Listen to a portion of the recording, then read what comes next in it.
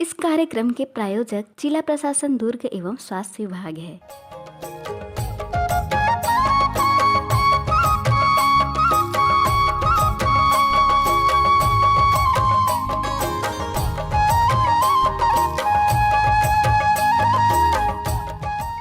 Radio Lokvani 89.6 FM सुनने वाले सभी श्रोताओं को आरजे चित्रा का नमस्कार जोहार। श्रोताओं, वक्त हो गया है कार्यक्रम स्वास्थ्य वाणी का, जिसमें करते हैं हम आपके स्वास्थ्य संबंधी बातें। तो श्रोताओं, भारत में महिलाओं में एनीमिया की समस्या बहुत आम है। इसे सरल भाषा में खून की कमी भी कहते हैं। नेशनल फैमिली हेल्थ यानी FHS 5 की रिपोर्ट के अनुसार देश में 15 से 19 साल की 59.1% लड़कियों को खून की कमी है। वहीं 15 से 49 साल की 52.2% प्रेग्नेंट महिलाएं एनीमिया की चपेट में हैं। वहीं हम छत्तीसगढ़ की बात करें तो एनीमिया की दर 60% है और दुर्ग जिले की बात करें तो वो 51.8% है। खून की कमी को अनदेखा ना करें। एनीमिया होने के क्या कारण हो सकते हैं, इसके लक्षण और बचाव के तरीके जानेंगे हम हमारे आज के एक्सपर्ट से। तो हमारे साथ आज के कार्यक्रम में जुड़ेंगी डॉक्टर रश्मि भोसले मैम, जो कि है शिशु एवं किशोर स्वास्थ्य सलाहकार, स्वास्थ्य विभाग दुर्ग। तो मैम, आज के कार्यक्रम में आपका बहुत बहुत स्वागत है। धन्यवाद चित्रा जी, आपने बहुत अच्छे से विस्तृत रूप में एनीमिया के संबंध में जानकारी दी, जिससे हम लोगों को इसके बारे में अवेयर कर सके और ज़्यादा से ज़्यादा जागरूक करके इसके बचाव हेतु कार्य कर सके। तो मैम, आज का मेरा सबसे पहला सवाल है कि एनीमिया क्या है? जी, एनीमिया एक स्वास्थ्य परिस्थिति है जिसमें RBC, जिसे हम कहते हैं लाल रक्त कणिकाएं, उसकी संख्या जो हमारे शरीर में एक सामान्य लेवल होना चाहिए, उससे जब कम हो जाता है तो इसी स्थिति को हम एनीमिया कहते हैं।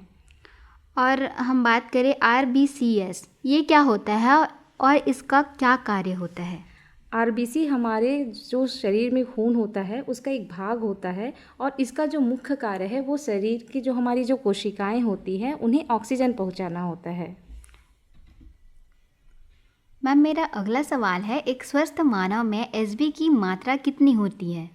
सामान्यतः हम ये देखते हैं कि जो अलग अलग आयु समूह के जो लोग होते हैं उसमें अलग अलग जो है HB की मात्रा सामान्य होती है। इसके अलावा महिला एवं पुरुष में भी यह मात्रा अलग अलग होती है। जैसे महिलाओं में हम जो हीमोग्लोबिन का स्तर देखते हैं वो 12 से 15 ग्राम पर डेसीलीटर होता है और पुरुषों में ये 13.8 से लगभग 17 ग्राम पर डेसीलीटर होता है। और अगर हम लोग आयु वर्ष अनुसार अगर हम देखें तो अगर 6 माह से 59 माह के बच्चे हैं तो उनमें 10 से अगर कम हो जाता है तो वह एनीमिक कहलाता है। 5 से 11 में वो 11 से कम होने पे होता है। अगर गर्भवती महिलाएं हैं तो उनमें 11 से अगर कम होता है हीमोग्लोबिन का लेवल तो उसे हम एनीमिक मानते हैं। और इसी प्रकार अगर 15 वर्ष एवं उससे अधिक आयु वर्ग के हैं तो सामान्यतः 11 हीमोग्लोबिन के लेवल से कम होने पर उन्हें एनीमिक कहा जाता है। जी, बहुत ज़रूरी जानकारी दी मैम आपने। मैम, जैसे आज का हमारा विषय है एनीमिया, तो एनीमिया के लक्षण क्या होते हैं? हम कैसे पहचान सकते हैं कि किसी को एनीमिया हुआ है? जी, एनीमिया के लक्षण जो है हम जानते हैं और हमको इन लक्षण के जानने से पहले ये भी है हमको ध्यान रखना होगा कि डेली की लाइफ में अगर ये हमको लक्षण मिलते हैं तो उस पर सावधानी बरतते हुए इसके आगे उपचार एवं बचाव हेतु हम लोग आसानी से इस पर कार्य कर सके। तो एनीमिया के जो प्रमुख हमको लक्षण मिलते हैं वो है त्वचा, चेहरे व जीभ एवं आँखों की लालिमा में कमी, काम करने में जल्दी थकावट होना, सांस फूलना या घुटन होना, काम में ध्यान नहीं लगना। इसके अलावा अगर हम बच्चों में देखें कि उनमें क्या क्या लक्षण दिखते हैं तो बच्चों को बेसिकली पढ़ाई में उनका मन नहीं लगता है, खेलने कूदने में मन नहीं लगता है और उनके जो पढ़ाई में एकाग्रता है उसमें भी कहीं ना कहीं कमी आती है। इसके अलावा चक्कर आना, भूख नहीं लगना, ये सभी जो है प्रमुखतः हमको एनीमिया के लक्षण जो है वो मिलते हैं। मैम, अभी आपने लक्षण बताए, जो एनीमिया है उसके संभावित क्या कारण होता है कि क्यों ये एनीमिया होता है किसी को? जी, एनीमिया के जो प्रमुख हम संभावित कारण देखते हैं कि जो हमारे यहाँ सबसे प्रमुखतः जो पाया जाने वाला एनीमिया है वह आयरन की कमी के कारण होने वाला एनीमिया है। अगर हम जो भोजन लेते हैं उसमें अगर हम प्रॉपर आयरन के जो पोषक तत्व नहीं ले पाते हैं तो इसकी वजह से एनीमिया हो सकता है। इसके अलावा कृमि का संक्रमण, हम जानते हैं कि जब बच्चे छोटे रहते हैं हम उनको बोलते हैं अरे आपके पेट में कीड़े लग गए, इससे हम देखते हैं कि बच्चे का शरीर कमज़ोर होता जाता है। तो ये भी एक एनीमिया का प्रमुख कारण है, क्योंकि अगर बच्चे के पेट में या किसी वयस्क वयस्क के भी पेट में अगर पेट में कीड़े हैं तो वो कीड़े जो भी हम आवश्यक पोषक तत्व खाते हैं जो हमारे शरीर में वृद्धि करे उनको वो कृमि खा जाते हैं और कहीं ना कहीं ये एनीमिया का कारण बनता है। इसके अलावा जो कोई बीमारी हम देखते हैं जिसके कारण एनीमिया हो सकता है तो उसमें एक मलेरिया है कंडीशन, जिसमें मलेरिया में भी हम देखते हैं कि एनीमिया प्रमुखता मिलता है। इसके अलावा कई अनुवांशिक रोग हैं जिसके कारण भी एनीमिया हो सकता है, जो बेसिकली हमारे यहाँ पाया जाता है सिकल सेल, जिसको आम भाषा में सिकलिन भी कहा जाता है, और इसके अलावा थैलेसीमिया है। इसके अलावा अगर हम देखें तो जनरली जो महिलाएं हैं, जो किशोरावस्था की बालिकाएं हैं, उनमें माहवारी होती, तो माहवारी के दौरान भी या माहवारी की कंडीशन में भी कई जो बालिकाएं जो होती है या महिलाएं होती है उसमें एनीमिया होता है। इसके अलावा हम देखें तो जो गर्भावस्था होती है, गर्भावस्था में शरीर को बहुत ज़्यादा आयरन की आवश्यकता होती है, तो उस समय भी अगर हम पूर्ण रूप से जितना हमारे शरीर को आयरन है उतना अगर हम नहीं ले तो उसके कारण भी एनीमिया जो है वो हो सकता है। इसके अलावा हम और जो कई कारण हैं, जैसे हम देखते हैं गर्भपात के कारण कभी एनीमिया हो जाता है, या हम देखते हैं कि पीने के पानी में अगर फ्लोराइड की मात्रा भी अधिक बढ़ जाती है तो ये भी एक एनीमिया का प्रमुख कारण हो सकता है। इसके अलावा स्वच्छता भी जरूरी है, क्योंकि अगर स्वच्छता नहीं रहेगी तो कहीं ना कहीं आपके पेट में वर्म्स या कृमि पहुंचेंगे और वो भी आगे जाके एनीमिया का कारण बनेंगे। जी मैम, मुझे लगता है कि एक और कारण इसमें शायद हो सकता है कि फास्ट फूड का खाना, क्या ये भी एक कारण है? जी बिल्कुल हो सकता है, क्योंकि आपके फास्ट फूड में जो आवश्यक पोषक तत्व जो आपके शरीर में खून बनाते हैं, जैसे अभी हमने आगे बोला कि जो हमने शरीर में आरबीसी की बात की, तो आरबीसी में आपका बेसिकली होता है हीमोग्लोबिन, और यही हीमोग्लोबिन आपके शरीर में ऑक्सीजन लेके जाता है। तो ये हीमोग्लोबिन को बढ़ने के लिए आपको आवश्यक प्रोटीन चाहिए, आवश्यक अन्य आयरन तत्व चाहिए, तो ये सारी चीज़ें आपको फास्ट फूड पे नहीं मिल पाएगी, ये केवल आपको जो हेल्दी फूड आप खाएंगे उसी में ही मिलेगा। तो श्रोताओं, जैसा कि आपने मैम से जाना कि फास्ट फूड से भी इतनी सारी चीज़ें और एनीमिया हो सकती है आप सबको, तो इससे कृपया दूर रहें। मैम, मेरा अगला प्रश्न है कि एनीमिया के रोकथाम के क्या उपाय हो सकते हैं? एनीमिया के रोकथाम के लिए हम कई चरणों में कई प्रकार से उपाय कर सकते हैं, जिसमें सबसे पहला, जैसे आपने बोला कि फास्ट फूड खाना चाहिए नहीं खाना चाहिए, क्या होता है, तो सबसे पहले हमको अपने खान पान पे ध्यान देना होगा। हमें अपने जो दैनिक भोजन है उसमें अधिक से अधिक जो आयरन या लौह तत्व वाले जो भोजन सामग्री होती है वो हमें अपने खाने में लेनी चाहिए। इसके अलावा ऐसे हमको खाना लेना चाहिए जो हमारे आयरन के अवशोषण को शरीर में बढ़ाते हैं। तो बेसिकली ये माना जाता है कि अगर कोई लौह तत्व वाला भोजन खा रहे हैं या आयरन वाला भोजन खा रहे हैं तो उसके साथ विटामिन सी वाला अगर आप भोजन देते हैं तो वो आपके आयरन के अवशोषण को शरीर में बढ़ाता है, और हमको जो अधिक से अधिक जिसमें हमको प्रोटीन मिले, विटामिन मिले, खनिज मिले, इस प्रकार के जो खाद्य पदार्थ है वो हमको सेवन करना चाहिए। और इसके लिए हम लोग को कोई स्पेशल डाइट या स्पेशल प्रोटीन पाउडर की ज़रूरत नहीं है। हमारे जो बाड़ी है जिसमें हमको सब्जी मिल रही है, हमको जो अनाज मिले, उनमें ये सारे पोषक तत्व उपलब्ध हैं। बस ये है कि हमको इसको सही तरीके से प्रॉपरली कुक करके और अच्छे से वॉश करके इसको हमको खाना चाहिए।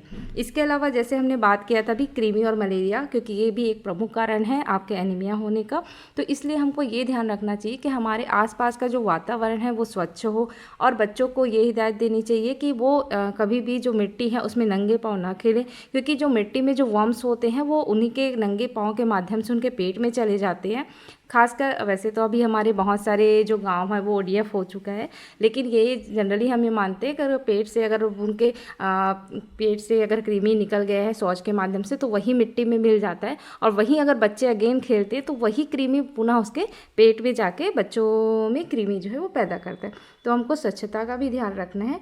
और दूसरा चीज़ है जो हम एक बोलते हैं कि व्यवहारगत हम लोग को जो परिवर्तन करना चाहिए, तो इसमें हमको अधिक से अधिक पौष्टिक भोजन को अपने मतलब डेली रूटीन में शामिल करना चाहिए, ना कि बहुत ज़्यादा जंक फूड लेना चाहिए या बहुत ज़्यादा कोई फ्रिज में बहुत देर रखा हुआ खाना है ये हमको लेना चाहिए। मतलब हमको तुरंत जो फ्रेश पका हुआ खाना है अधिक से अधिक उसका सेवन करना चाहिए।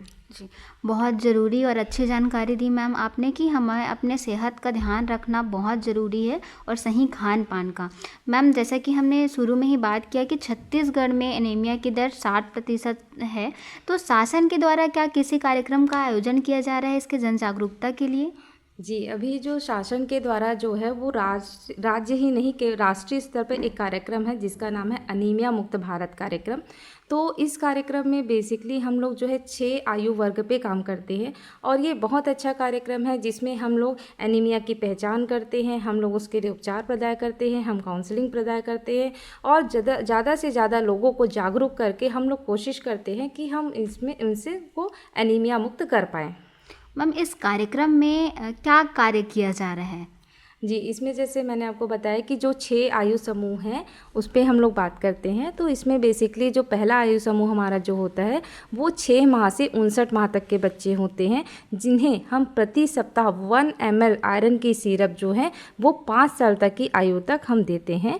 इसके अलावा होता है 5 से 10 वर्ष तक के बच्चे। तो 5 से 10 वर्ष तक के बच्चों को शालाओं में प्रत्येक मंगलवार को आयरन फोलिक एसिड की एक गोली जो है वो दी जाती है।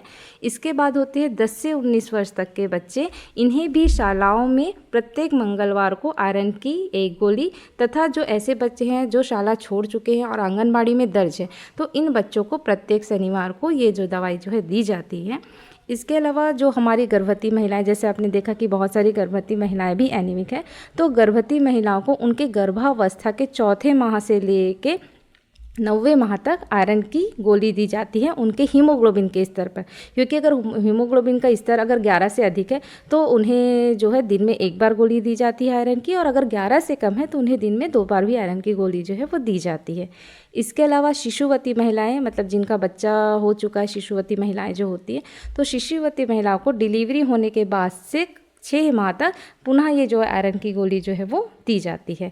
उसके बाद हमारा जो अंतिम आयु वर्ग जो होता है जिसे हम प्रजनन आयु वर्ग बोलते हैं, जो कि 20 से 49 वर्ष तक की महिलाएं होती हैं, तो इनको हम लोग जो है उनके एचबी के आधार पर इनको भी हम लोग आयरन की गोली जो है सप्ताह में 1 बार देते हैं। तो ये तो हमने इस एनीमिया मुक्त भारत कार्यक्रम में ये हमने आयु समूह देखा जो हमारे लक्षित है, जिस पे हम काम करते हैं। इनका हम पहले देखते हैं, एचबी जांच करते हैं। एचबी जांच करने पर जो हमको उनका स्तर मिलता है, रेंज मिलता है, उसके बाद हम उनका ट्रीटमेंट प्लान देखते हैं। और इसके अलावा जो हमने भी बात की कि हमने बच्चों को जो सिरप दिया, स्कूल में बच्चों को जो हम आयरन दे रहे हैं, वो हमारा एक प्रिवेंटिव मेजर के रूप में दिया जाता है ताकि बच्चे आगे जाके एनीमिक ना हों। बहुत अच्छा मैम कि आपने बताया कि जो 6 प्रकार के आयु वर्ष जो होते हैं उसके बारे में हमें एक नई जानकारी मिली। मैम, मेरा अगला सवाल है कि एनीमिया की दर को कम करने के लिए और क्या क्या किया जा सकता है? जी ज़रूर। अभी आपने जैसे जाना कि हमने देखा एनीमिया क्या है, संभावित कारण क्या है, रोकथाम कैसे किया जा सकता है। अब इसी कड़ी में हम लोग आगे आते हैं, जैसे हम स्वास्थ्य विभाग में बोलते हैं कि prevention is better than cure. मतलब हम क्यों बीमारी का वेट करें, हम बीमारी होने से पहले बचाव के साधन क्यों ना अपना लें।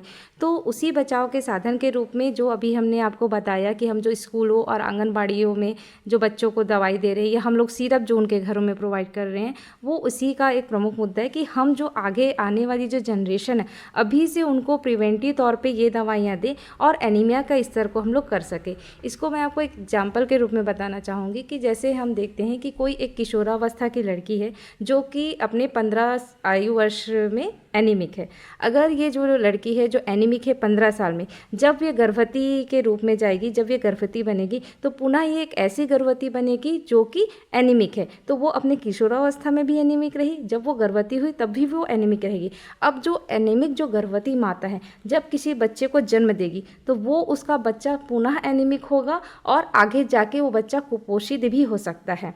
तो यहाँ हम देखेंगे उससे जो बच्चा हुआ वो कुपोषित भी रहेगा और एनीमिक रहेगा। और अगर हम ये देखिए, अगर ये बच्चा मान लो बालिका है, ये बालिका जो है पुनः अपने किशोरावस्था में जाएगी तो ये बालिका पुनः जो है एनीमिक जो है वो किशोरावस्था में जाएगी। तो ऐसा हम देखते हैं कि जब हम पूरा लाइफ साइकिल चेक करेंगे तो अगर एनीमिक कोई किशोरी है तो उसके बाद जो भी जनरेशन आएगी वो एनीमिक ही होगी। तो हमको ये प्रयास करना है कि ये हमको जो साइकिल बना हुआ है एनीमिया का, इसको ब्रेक करना है। तो ये जो हमने 6 आयु वर्ग की जो बात करी, वो हर एक आयु वर्ग में हम लोग प्रिवेंशन के तौर पे आयरन प्रोवाइड कर रहे हैं, जिससे हम इस चेन को ब्रेक कर पाएँ और एनीमिया की प्रॉपर्ली हम लोग जो है वो रोकथाम कर पाएँ। जी, बहुत बहुत धन्यवाद मैम आपका हमारे कार्यक्रम में आने के लिए। धन्यवाद आपको भी। श्रोताओं, आज के कार्यक्रम में हमने जाना एनीमिया क्या है और ये क्यों होता है और इसके रोकथाम क्या है।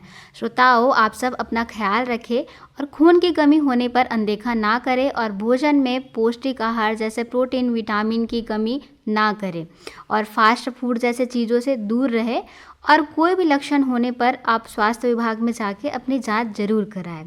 तो श्रोताओं, आज के कार्यक्रम से जुड़े किसी भी प्रकार का प्रश्न आपके पास है तो आप हमारे संपर्क नंबर 8109983187 पे संपर्क कर अपना सवाल हमसे पूछ सकते हैं।